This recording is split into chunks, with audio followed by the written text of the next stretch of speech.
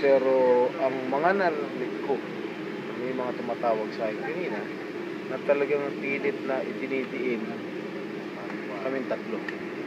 As usual, the whipping boys. Are you concerned about what she might say? Well, I am concerned kung talagang ipipilit itong ng DOJ o ng NBI na banggitin ng pangalan namin tatlo.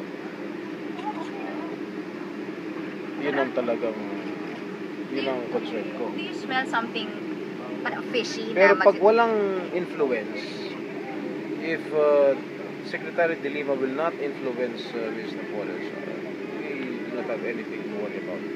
Pero pagka in-impose na idiin itong tatlo, that's something to worry about.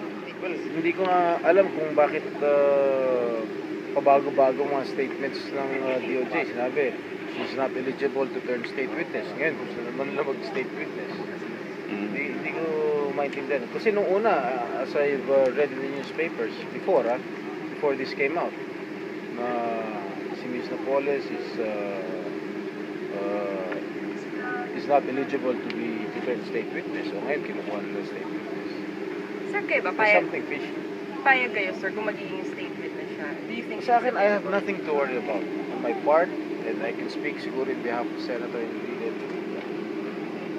Pero pagka nag-impose na, o tinakot na, dahil mabubulok siya sa kulungan, at idiin na kami tatlo, ibang story yan.